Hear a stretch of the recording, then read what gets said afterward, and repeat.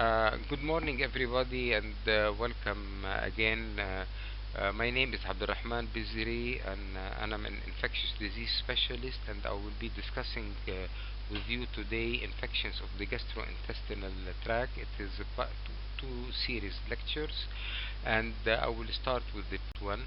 The plan for the part one will be gastroenteritis, what is infectious diarrhea and gastroenteritis.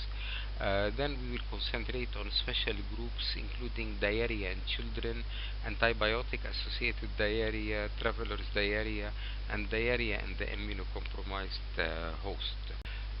So a definition of diarrhea. Diarrhea is defined as the passage of 3 unformed stools per day, plus other enteric symptoms of the GI tract, or the passage of more than 250 grams of unformed stool per day.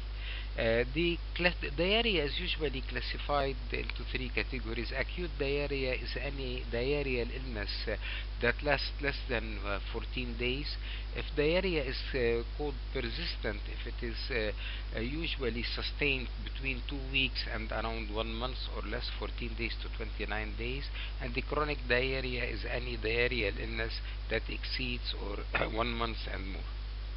However, there is an interchangeable term used usually between diarrhea and gastroenteritis. So if you look at the medical literature, you will find that these two terms are interchangeably used. However, a gastroenteritis classically is often due to a viral infection involving the stomach and the small intestine, and is associated with vomiting and diarrhea. So any diarrheal illness which usually is associated with vomiting, and most likely caused by a viral illness, and has stomach symptoms and small intestinal symptoms, is called gastroenteritis. Diarrhea is a very important entity. It is associated with serious morbidity and mortality, mainly in the extreme age groups, in the young people and in the extremely old age group. And we know that infant mortality and children mortality below 2 years of age or below 5 years of age is usually significant from diarrhea. It is also a serious illness in the immunosuppressed individuals, irrespective of the cause of the immunosuppression. And the burden of diarrhea is usually highest in the developing countries. This is where it is associated with more mortality. However, it is associated as well with a significant burden in developed countries, where we believe in the United States and Germany, for example, in Western and Europe, 3 to 7% of adults and around 8% of children below 5 years of age do suffer from diarrhea. Of course, any age group can suffer from diarrhea, but in these age groups, it's usually quite significantly statistics. 83% of mortality from acute diarrhea occur in adults above 65 years of age, and of course, there are special types of diarrhea that carry a significant public health burden, because they can cause outbreaks not only in the community but as well in closed settings. And a good example is Clostridium difficile for bacterial diarrhea, and norovirus for viral diarrhea. So gastroenteritis in the United States, and this is a good topic to talk about quickly, especially for those of you who are going to sit for their exams. Norovirus is the principal cause of viral gastroenteritis, and it's the most important cause of abdominal discomfort worldwide and in the United States. Around 50% of outbreaks of diarrhea are believed to be caused by a norovirus type of illness. 26% of cases of diarrhea in emergency department are due to norovirus, and around 13% of office visits because of diarrheal illness are usually caused also by norovirus. Where is the closed population, community of closed population, such as in the cruise ships, daycare center, nursing home for elderly, dormitories, and hospital, outbreaks of norovirus are not unusual. In the United States, when we talk about gastroenteritis, we talk also not only about viral but about as well bacterial diarrhea. We know that Salmonella is the most common cause, followed by Campylobacter. Well, this is quite confusing because many of you who read the exam textbooks, they will find that Campylobacter may be the leading cause of diarrhea, although the Center for Disease Control believe that Salmonella is the leading cause for diarrhea in the United States. So, followed by Shiga toxin producing E. coli, the E. coli 0517H7, which is a quite a serious illness. Other important causes of cholera of diarrhea, sorry, are Vibrio, non-cholerae, and Yersinia species. How can diarrhea be caused in general? At the most basic level, diarrhea can either be caused by increased secretion and or by decreased absorption of fluid or electrolytes. Sometimes you can combine both or either one of them. Certain ion transport processes are particularly associated with diarrhea. We know that there are certain transport mechanisms that I will delineate later. In the next slide will show related to electrolyte loss or even to what you call absorption, reduced absorption mainly of water. And this is very important. Of interest is definitely the GLT1, where it interferes with the transport of sodium and glucose. So this is tightly coupled with water movement, and this is why because we usually try diarrhea with oral rehydration or oral hydration solution, ORS, we usually use glucose because the addition of glucose to the oral rehydration solution will enhance the reabsorption of sodium from the intestine. So this will probably better illustrated that the CFTR CLCA system increase the chloride secretion. The NHE3 system reduces the sodium absorption. Any interference with the junctions here will interfere also with the sodium loss and increase paracellular permeability. The DRA system, it is down-regulated in adenoma bicarb chloride exchanger, so reduce the chloride absorption. The aquaporins do interfere with the reduction of water absorption, and this is why when we have severe diarrhea we lose water and the electrolytes, not only water, and replacement for diarrheal illness should be usually dependent on the replacement of fluid and electrolyte. And the SGLT1 system, which is the sodium dependent glucose transporter system, interfere with the reduction of sodium absorption and the glucose absorption. So this is the trick why when we use an oral rehydration solution we need to add the glucose to it in order to enhance the reabsorption of sodium. How do we define diarrhea? Diarrhea, we defined it before, but now we have to define infectious diarrhea because we are going to concentrate more on infectious diarrhea. It's an acute diarrhea with one or more of the following: either abdominal pain, nausea, vomiting, fever, bloody stool, urgency, or tenesmus. And it can be caused by mainly viral, bacterial, or parasitic, and rarely fungal infections.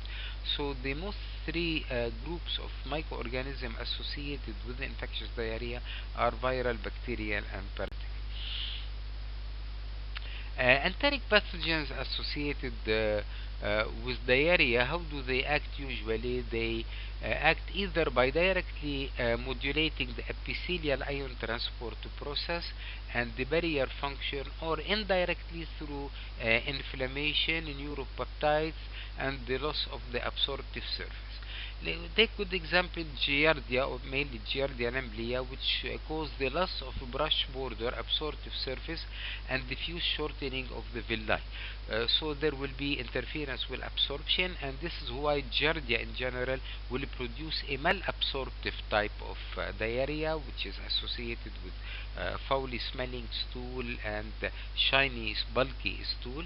The enteropathogenic E. coli, the E. coli enteropathogenic, cause effacement of microvilli, decreasing the surface area of nutrient absorption and leading to increased osmolarity of the intestinal content, as well to malabsorption and to malabsorption. However, it has also a direct effect on the intestinal epithelial ion transport processes. So this type of E. coli, we know that E. coli types associated with enteric infections are quite numerous, and this type, the enteropathogenic E. coli, is more associated with what malabsorptive non-inflammatory type of diarrhea. The Clostridium difficile and the rotavirus infections work mainly indirectly through modulation of ion transport and subsequent to cytokine secretion and activation of enteric nervous system via neuropeptides. So this is why when we talk about a diarrheal illness, although we initially made the differentiation between gastroenteritis and diarrhea, we said that gastroenteritis is an entity associated with vomiting, stomach and upper intestinal, small intestinal symptoms, plus the diarrheal illness. When we come to the clinical entities, of course, we try to divide diarrhea into either inflammatory or what we call invasive. It's mainly locally invasive diarrhea, and the end spectrum of this inflammatory diarrhea is usually dysentery or bloody, severely bloody diarrhea. The non-inflammatory diarrhea or the non-invasive diarrhea could be of several types, mainly the secretory diarrhea, where the loss is mostly about fluid and the electrolyte. The malabsorptive type of diarrhea, and a good example is Giardia lamblia, and the non-bloody diarrhea. Food poisoning is a very special entity where diarrhea is not usually uh, prominently present. People usually have a lot of vomiting, but rarely diarrhea. And this entity is called food poisoning because it is usually produced by preformed toxins, which means you eat a food where the preformed toxins are already present, and this is why the incubation period is very short, and the cardinal manifestations are mainly vomiting rather than diarrhea. We have diarrhea in a special setting. Now, the one of the most important global pandemics now in the world is the antibiotic-associated diarrhea, or what we call as the Clostridium difficile infection, the Clostridium difficile diarrhea, or antibiotic-associated diarrhea. It is very common in those who are hospitalized or those who have received antibiotics even outside hospital. Because of travel, which has been affected recently significantly by COVID, we know that traveler's diarrhea is one of the most important entity, and when travel is going to be resumed again with a lot of vigor, we are going to see this entity more and more. And you have diarrhea in the immunocompromised individuals, especially that the number of immunocompromised individuals is expanding. We are seeing more immunocompromised individuals, not only from HIV/AIDS, but from chemotherapy, from biological therapy, and now probably all disciplines of medicine do administer certain type of immunosuppressive medication to treat certain chronic illnesses. The microbial etiology of infectious diarrhea in general is quite broad.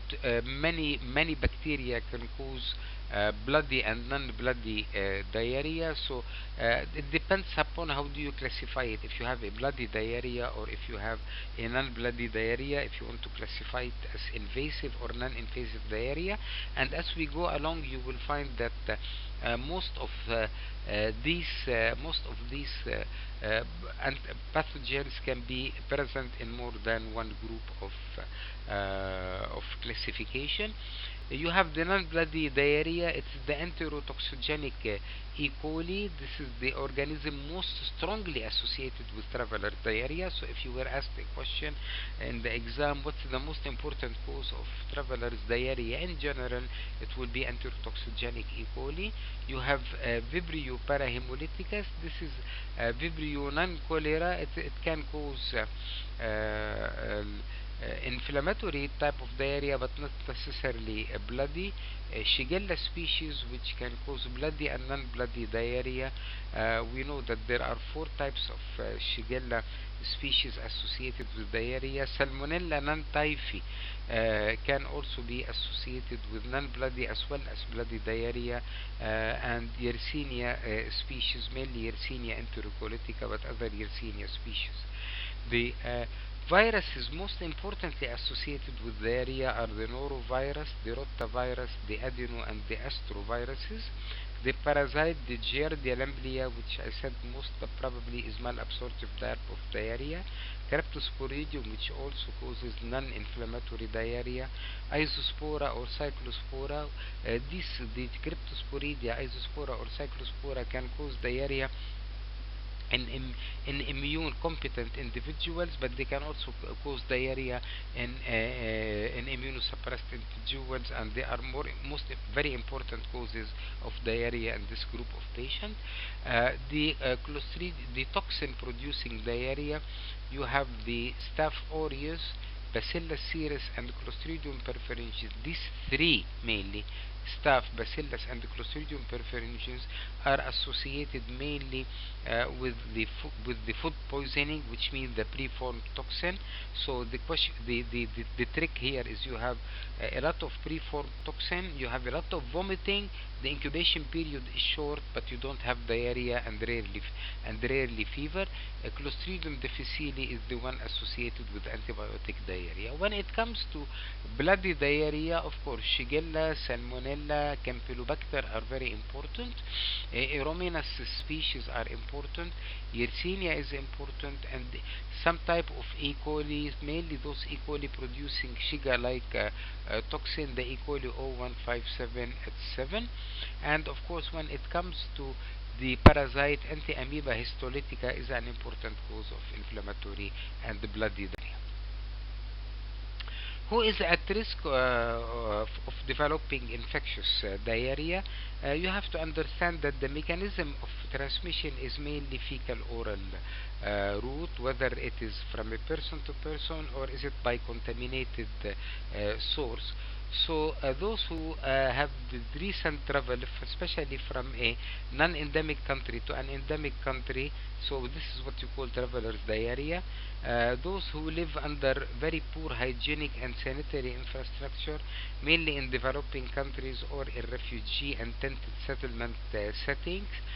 Those who receive antibiotics or other drugs that will affect the pH of the stomach, because we know that any antacids, mainly proton pump inhibitors, will affect the pH of the stomach and the acidity of the stomach, and we know that the acidity of the stomach is an important barrier for protection against diarrhea, and those people who are on PPIs are more prone to develop diarrhea from acid susceptible pathogens such as salmonella, for example, than those who are not on PPIs.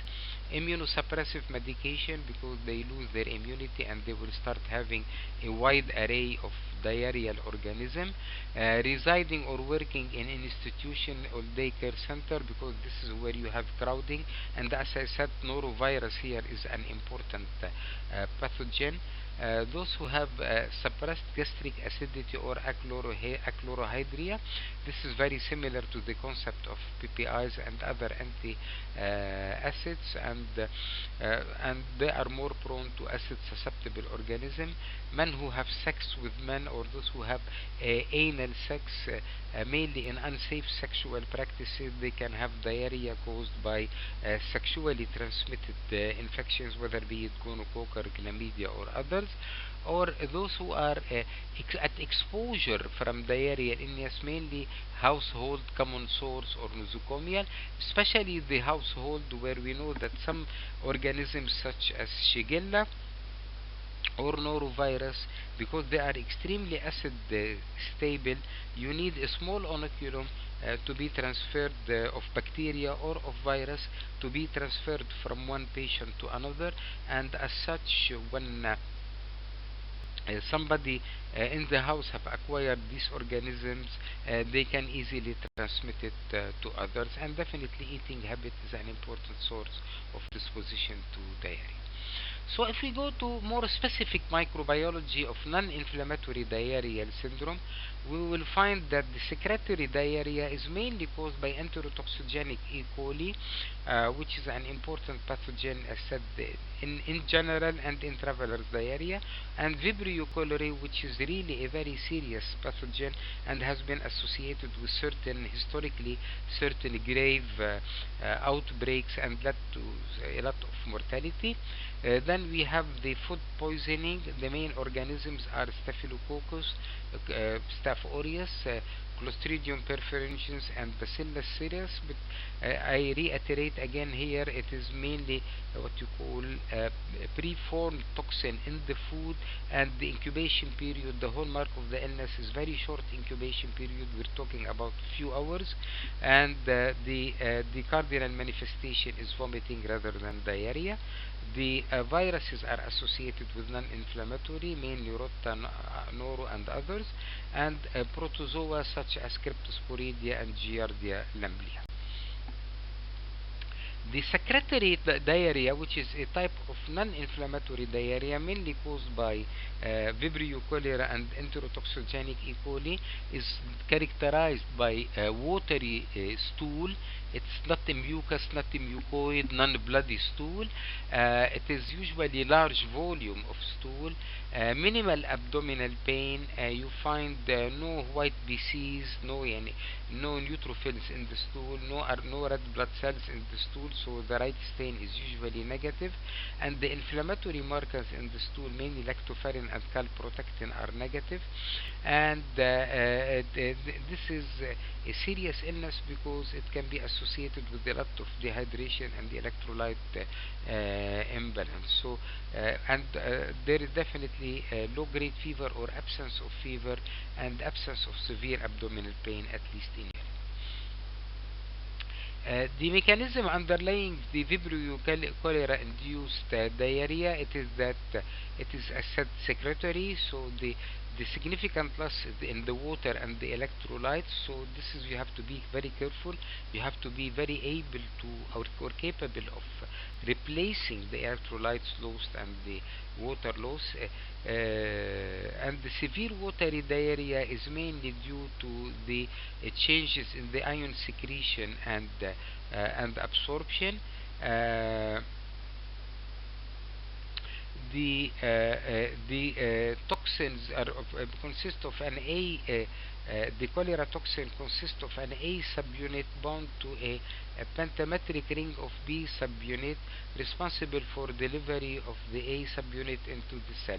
So, for example, when it comes to the cholera, you have since cholera is a toxin, since it's secretory, then it's a toxin mechanism. You have two toxin. One toxin, which is the B, will act as a template for A, in order so A can cause more damage into the cells, but you need the action of both to act. On the other hand, the inflammatory diarrheal syndromes usually you have a frequent, repeated, small volume, mucoid and or bloody stools. The presence of tenesmus. Tenesmus means the urge to go to defecate.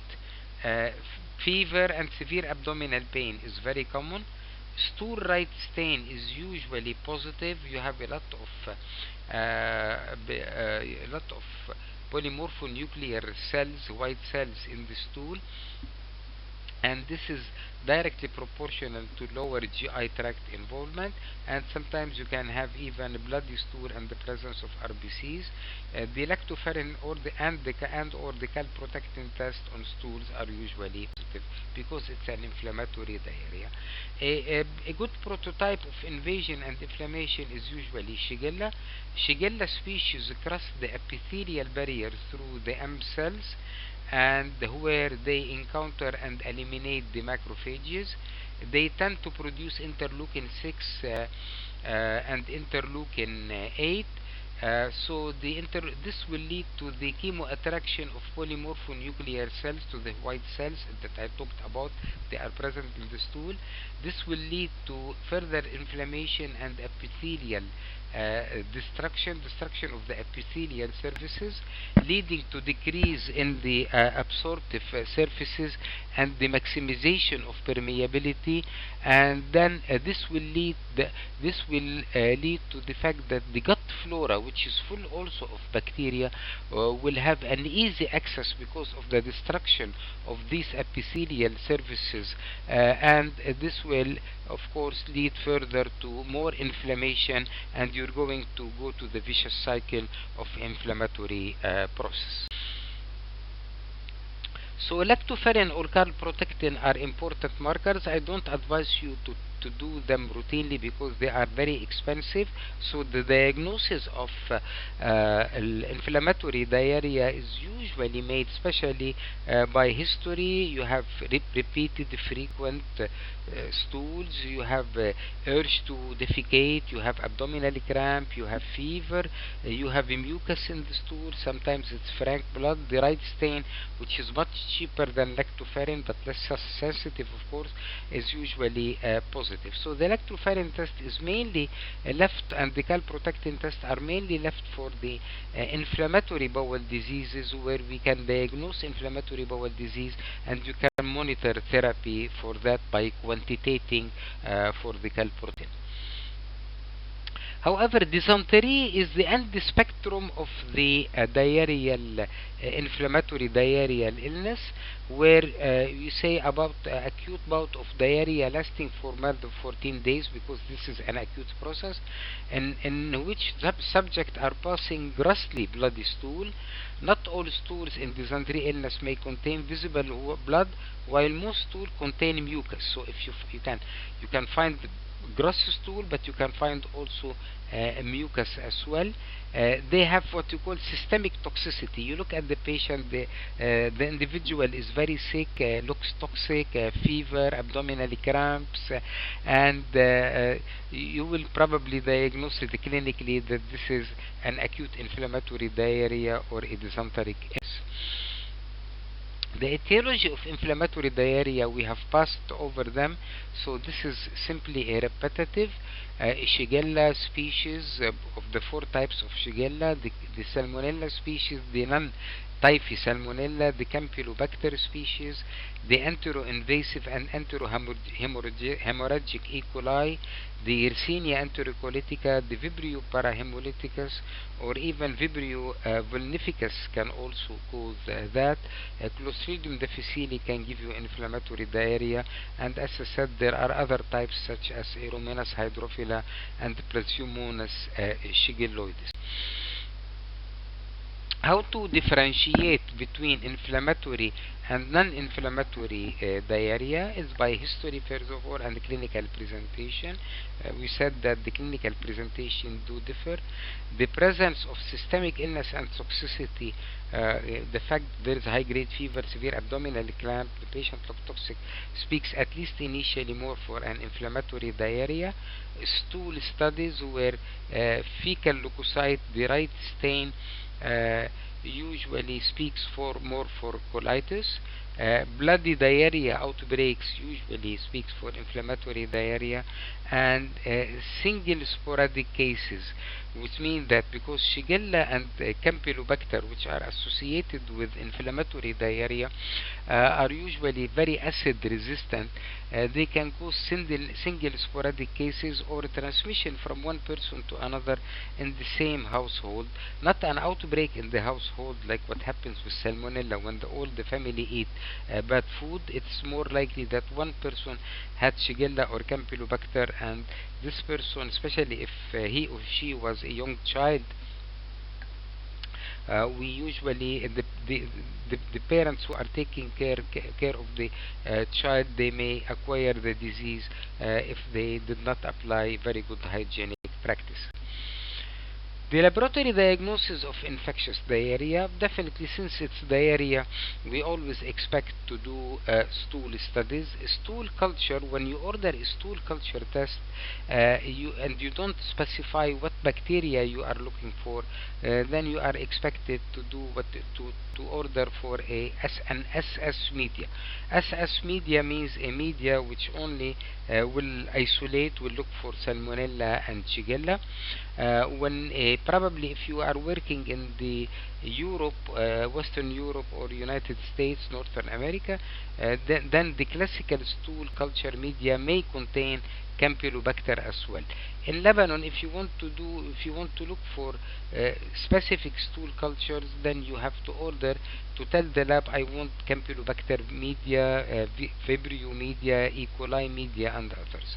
So stool culture is important, but mind you, stool culture is not always necessary because diarrhea is mainly self-limiting. It's a short, brief illness, and most of the time the yield of the stool culture is not very high. So the only time we probably are advised to do stool culture is when we have what you call systemic inflammatory constitutional symptoms such as severe abdominal cramps and fever, and of course bloody diarrhea, because this is where it is mostly associated with Salmonella, Shigella, or Campylobacter. And if you order the stool culture, the yield may be higher, and it's cost effective. Antigen detection on stool is now becoming an important modality.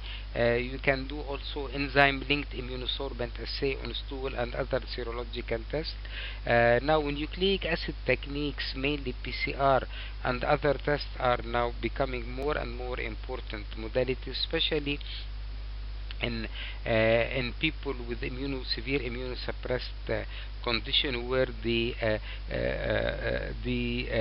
microbiology of the etiological microbiology of diarrhea becomes more broader. Microscopy plus or minus staining of the stool is important. We know that modified acid fast stain stool on an HIV patient is important because it will show acid fast organism. This is probably could be Microsporidia or Cryptosporidia or Isospora belli in an HIV patient. So if you have a patient with AIDS and they have really severe diarrhea, then doing modified acid fast stain on stool is worth it. Hematology in general, CBC is helpful because it can differentiate between bacterial and viral diarrheal entities, or viral and bacterial illness in general. The chemistry panel is important to manage the patient because you want to replace the electrolytes, you want to help correct the sodium or the potassium or the chloride or whatever is lost. This is important. The blood cultures are usually most of the time taken, but they are not really very yielding. And if you have a positive blood culture for an organism associated with diarrheal illness, then this is very likely to be that your patient is an immunocompromised individual. So for example, Salmonella non-typhi associated with the stool diarrhea, if it's isolated in the blood, then you have to look for a reason why your patient is immunosuppressed. The same for Shigella, the same for Vibrio parahemolyticus and others. So blood cultures, although taken, they have very low yield. They are quite oftenly ordered, but they have very low yield. And if an organism that is associated with the microbial etiology of diarrhea turned out to be positive in blood, then you should look for a reason in your patient. It's more very likely that your patient could be partially or severely immunocompromised. Imaging can play a role in diarrhea, especially if you suspect pseudomembranous colitis, which is a severe entity associated with Clostridium difficile and antibiotic associated diarrhea. So common microbial causes of dysenteric diarrhea, as I said, you're not supposed to memorize this, so this is only for you to know about it. You will know that each organism can have a special selective media, so you probably just ask the microbiology lab to prepare the selective media for you if you are suspecting an organism. However, now the multiplex PCR or the nucleic acid techniques, or what you call the GI panel, what you call it now, is becoming more prominent. We have this technology at AUB. So this panel will contain bacteria and non-bacterial pathogens involved with diarrhea. You simply do this panel on the stool specimen, and it's a nucleic acid technology where you detect the PCR. It's a multiplex PCR because it contains more than one organism, and of course it will, as you find, if you look at the organisms involved, you will find that they are the mostly associated with diarrhea illness. And in the same panel you will find also the most common, often frequently encountered parasite, and most common frequently encountered viruses. So this is really a very helpful technique, and now it is believed that especially in the immunocompromised individual, you do the panel, whatever is the panel is positive for example, if the panel is positive for a certain organism, be it a bacteria or a virus or a parasite, then you consider this as significant and you try to do further testing. If it's a bacteria, you try to isolate it by routine culture media or specific culture media for this organism in order to determine its antibiotic susceptibility and identify it further. Management of acute infectious diarrhea in general, the gold standard of management and the hallmark of management is fluid and electrolyte replacement. So this is the essence. It's neither antibiotics nor analgesics nor anti-diarrheal illness nor antiemetics. It is mainly fluid and electrolyte replacement, and fluid and electrolyte replacement can be done either intravenously or by oral hydration therapy, the ORS solution that contain the electrolytes and the glucose, and the water, and we said that we need the glucose in order to have the reabsorption of sodium. Symptomatic therapy, sometimes if we know how to use it, can be helpful. If there is severe nausea and vomiting, then the use of antiemetics may be indicated. If there is severe abdominal cramps or pain, so anti-cramp or analgesics can be used. Anti-diarrheal agents are not always advisable. They are only advised if you make sure that you have ruled out an infectious cause of diarrhea. So please do not use anti-diarrheal agent quite liberally in this entity. Antibiotics or antimicrobial agent, they are helpful if you know how to use them in a specific setting. They are not to be routinely used, but they are to be used in the proper setting. And the probiotics have not proven to be very helpful in this setting so far, and the zinc which has been tried before is not really conclusively very helpful in this setting.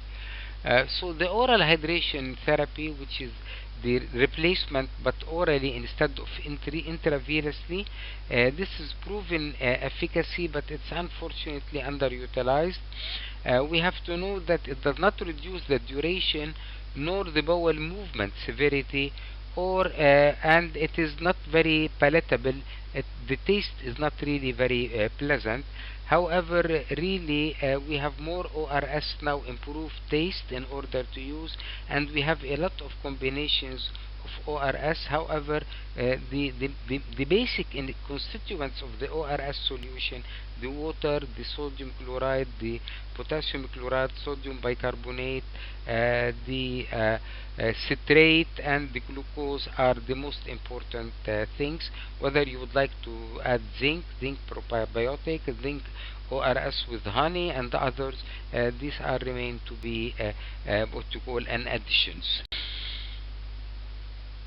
So if you have an acute diarrhea, uh, and somebody who is really quite febrile, if it's a severe illness or severe course lasting for more than 48 hours, you should take stool specimen, because we said that if this is fever, severe abdominal pain, severe course, then this is more likely to be a salmonella, a campylobacter, or a shigella, and you should order the following test.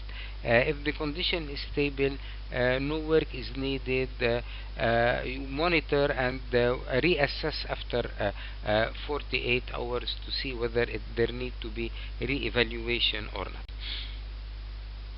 I will go quickly over the first special entity, which is gastroenteritis in children. This is a very common disease in children, and all of us who have children or have younger siblings at home will appreciate the importance of diarrhea, vomiting, abdominal pain, and fever in our relatives. This is the second most common cause of child mortality, which makes it a significant burden of the following respiratory illnesses. In developed country, it has significant economic burden, because it leads to hospitalization and the cost of hospitalization, and more importantly, the cost of absence from work for one of the parents, because if the child is in the hospital, then one of the parents have to leave work and come and attend to the child. Developing countries, it is in lesser developed countries, it's a major cause of mortality and morbidity. Enteric viruses are most common cause of acute gastroenteritis in children. So enteric viruses, so viral gastroenteritis is very important in this group of patients. And the etiology of viral gastroenteritis in children is usually the rotavirus, which is the most important in children, the norovirus, which is the most important cause of abnormal or abdominal upset and symptoms in adults and children, adenovirus, astrovirus, and sapoviruses. Sometimes you can have mixed infection with multiple virus. For example, an adeno coexists with an astro or a sapovirus. And more recently, there are other emerging viruses that are associated also with diarrheal illness. The rota is very important in children. So if you have a question in children, what's the most important cause of viral gastroenteritis in children? It's rota. And what is the most important cause of viral gastroenteritis in general across all age group? It's going to be the norovirus. So the rota virus, it's very frequent in children. It can cause severe disease in less than 2 years of age. It can be asymptomatic in older children. Those who are not vaccinated against rota can carry a rotavirus, around 20 to 30% of them. Viral excreting and shedding following a rotavirus acute illness is around 1 month in 80% of cases. But if the child is immunocompromised, then the shedding may last for 2 months or even more. And vaccination against rotavirus have resulted in decreased burden of this disease. The rotavirus vaccine is present in Lebanon, but it's not yet on the essential list of vaccines, which means that the public sector, the primary healthcare network in Lebanon, the public sector does not vaccinate against rota, while the private sector vaccinate against it. There are 7 serogroups from A to G. Human disease is A, B, and C, but mostly group A is responsible. And if you remember when we did the stool assay on stool, you will find that the Rota group A was the one we are looking for, and there is now, we have to remember that the vaccine is present. You have two live attenuated vaccine, and they are of comparable efficacy. The mechanism of rotavirus mediated diarrhea, it causes infection of the enterocyte leading to virus entry, formation of viroplasm, and the release of the virus into and its toxin, the intracellular toxin NSP4 into the cells. And the intracellular toxin induce an increase in the intracellular calcium. The intracellular toxin includes increase in the intracellular calcium levels that can lead to increase in chloride secretion. And the extracellular toxin may also stimulate enteric nervous system, leading also to further secretion and decrease in the function of SGLT1. So this is where we are going to see loss of water and sodium and glucose. So we here, and we know that but when you look at this villi, you will find that this villi will be partially destroyed. They will be partially flattened, and if the rotavirus continues, then there will be a malabsorptive type of diarrhea as well as a secretory type of diarrhea, with some evidence of destruction of the epithelial surfaces of the villi. So these are the two rotavirus vaccines, and they are present both in Lebanon. The norovirus, norovirus is it's an RNA virus of the Caliciviridae family. This is interesting because this family is very mutagenic family. The genus is norovirus, and one of the most important species of norovirus is the Norwich virus. Based on major structural capsid protein, the VP protein, we have 5 genogroups from G1 to G5, and we have 4 genotypes from 1 to 4. G24 was the predominant strain, so this is why also when we look at the norovirus, we look at these strains mostly in our PCR assays, and they are the most important and the most common cause of gastrointestinal discomfort in developing and developed countries as well, and at all age group. The norovirus is a very successful pathogen because the emergence of a new variant of viral genotype G24, and these new strains of G24 appear every 2 to 3 years, so they have a high mutability because the infection is quite common. Once you have a high mutability, then the immunity against the virus will become less in the community, and it will allow new strains to circulate again. Less than 20 viral particles can produce disease because they are very acid susceptible and they are resilient in the atmosphere. Although they are RNA viruses, so they are very easily transmitted from one person to another. They have once you vomit or diarrhea, you're going to have a very high viral shedding, so you are going to have a lot of transmission as well, and contiguous contagious entity. Survive days on surfaces and months in water. So if you don't sterilize the community behind it, if you have, for example, in a nursery, you have to, once the most children are affected, you have to re-sterilize the community after the nursery after opening it up. Moderate virulence, it has a short illness, self-limiting and low fatality, so it allows it to propagate easily. However, it can sometimes cause very severe disease, especially in younger people, and it is associated with very famous outbreaks in the media, and whether it's the British media or the American media or any other media. And so far although there are very promising trials, but because of mutagenicity and the mutability and the ability to change the vaccine, we don't have any successful vaccine, but I will assume we're going to have soon. The antibiotic associated diarrhea, or the Clostridium difficile diarrhea, this is an entity which is becoming now an important entity. This is one of the major pandemics that the healthcare setting and the community is suffering from. The etiologic agent is Clostridium difficile, which is the toxogenic form of the Clostridium difficile, and it's a gram-positive bacteria. It's an anaerobic and it's spore forming. It is an important nosocomial infection with significant morbidity and mortality.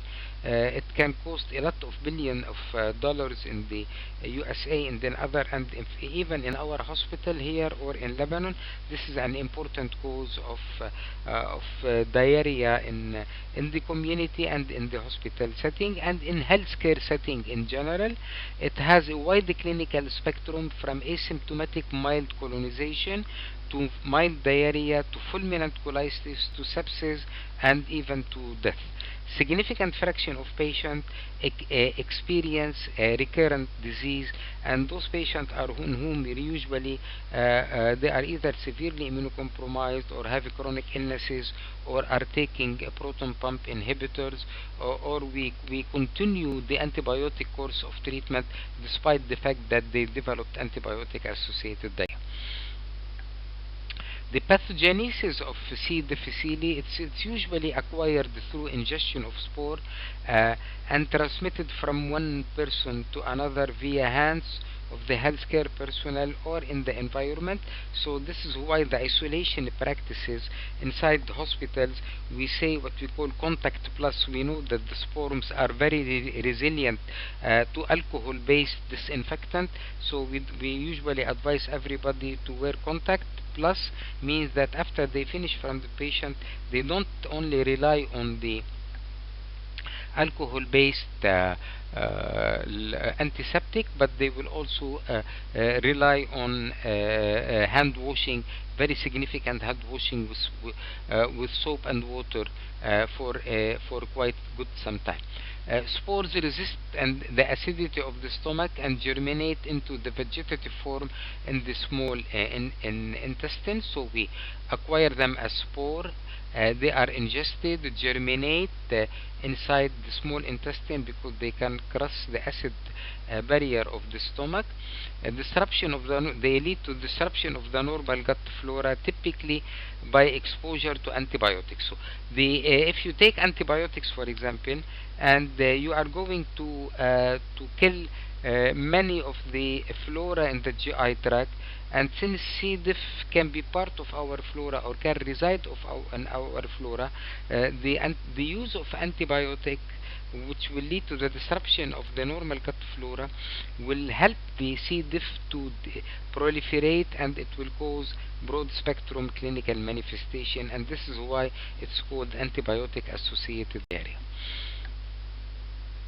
The toxin negative C. diff do not cause disease.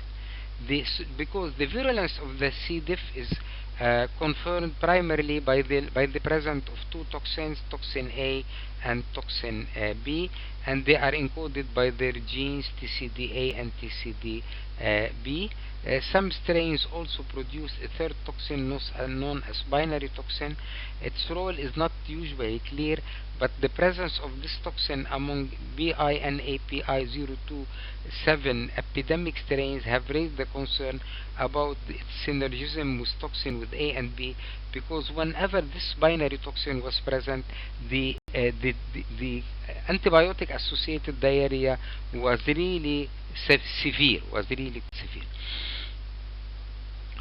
So the toxin A binds to the apical side of the cell, and after internalization causes cytoskeletal modification and disruption of the tight junction. The result, a loss of the epithelial barrier function, facilitates toxin A and toxin B to cross the epithelium with preferential binding of toxin B to the basolateral cell membrane. So most of the effect is caused by toxin B, yet here you need the toxin A to help it. So here most of the effect is caused by the toxin B. Both toxins are cytotoxic, however, leading to production of pro-inflammatory cytokine and increase in the vascular permeability and recruitment of neutrophils and monocytes, and this will lead to epithelial cell apoptosis and connective tissue degradation, thus resulting in pseudomembrane formation and diarrhea. Activation and release of various neuropeptides by the toxin stimulates the autonomic nervous system of the enteric nervous system of the gut to elicit fluid secretion and of course more diarrhea. This is where we're talking about toxin A and B. We need both toxins to produce disease, but we know that toxin B is more associated with the illness. However, both toxins are cytopathic, and you can see here the release of inflammatory cytokines, and this release of inflammatory cytokines will call for more neutrophils and monocyte recruitment. This will lead to further recruitment also, and finally to apoptosis and inflammation and death. Predisposition to CDI, exposure to antimicrobial and toxin producing C. diff strains is necessary for infection. There must be certain host factor predisposing. We didn't delineate them, but not everybody who is exposed to antibiotic and to C. diff will develop disease or severe disease. Colonization of healthy non-hospitalized adult is uncommon, less than 5% of cases. Colonization among hospitalized patients, especially nursing home residents, may range from 25 to 55. So this is why in our definition of C. diff, we insist on either having clinically somebody who has taken antibiotics within 3 months, or have been hospitalized, or had exposure to a healthcare setting within the 3 months period. Asymptomatic carriage of C. diff may confer some decrease of risk because of subsequent what you call protection. So the key messages regarding C. diff infection in adult is to define it. You need diarrhea. You need or radiographic evidence of ileus or toxic megacolon, and a positive stool test result for toxogenic C. diff or its toxin, or a colonoscopy or histopathological evidence of pseudomembranous colitis. Clostridium difficile infection testing should only be performed in symptomatic patients. If you don't have diarrhea, do not do the test. Test of cure is not recommended. You treat someone, you don't look for test of cure, you try to repeat the test. And how to manage it, you need a multi-step approach. And the multi-step approach, whether suggested by the American Medical Association or American Gastroenterology Association, is that usually this is what we do. You have somebody who has diarrhea, has history of antibiotic intake or recent hospitalization, or associated with a healthcare setting. You do a test where you do the glutamine dehydrogenase test, which is a component of the C. diff, of the Clostridium difficile itself, and the toxin. So if they are both positive, then you have confirmation. If the GDH, the glutamine dehydrogenase test, is only positive and the toxin is negative, then this is not enough. You need to perform a PCR for toxin B, the presence of toxin B gene. If it's present, then this is positive. If it's negative, then this is negative. If the same is true, if you have an evidence of toxin positive and GDH negative, then you have to go through the same process, and you have to do a PCR to confirm whether this is a positive or negative. If you have both GDH negative and toxin negative, you don't go further, you consider it as negative test. So easily, if you do a test for GDH and for toxin, If they are both positive, you don't need to go further. This is positive. You act accordingly. If they are both negative, you don't need to go further. You act accordingly, and the patient does not have C. diff. If either one only is positive, then you should do the PCR for toxin B gene. For the toxin B gene, if it's positive, then this is positive. If it's negative, then this is negative. The CDI should be treated according to disease severity. You're not responsible for treatment, so I will keep this for you later, just for you to know that we usually use vancomycin or metronidazole, and vancomycin orally, not intravenously, is preferred in severe or complicated cases, and recurrent Clostridium difficile infection is more common in elderly, concomitant antibiotic treatment. Unfortunately, most of our patients like that. We know that we should stop antibiotic if we have C. diff, but many of our patients are too sick because they have either bacteremia or severe sepsis, so we need to keep the antibiotic and treat the C. diff. If they have a lot of comorbidities or concomitant proton pump inhibitor use, or initially severe Clostridium difficile infection. So oral metronidazole or oral vancomycin are recommended. Oral vancomycin is recommended for patients with 2 or more recurrences. Fidaxomicin, which is present in Lebanon, may be considered for recurrent CD infection. It's very expensive. It's not to be used with lip. Only for patients with risk of recurrence is high. Fecal microbiota transplantation is associated with symptom resolution in recurrent CDI or severe infection.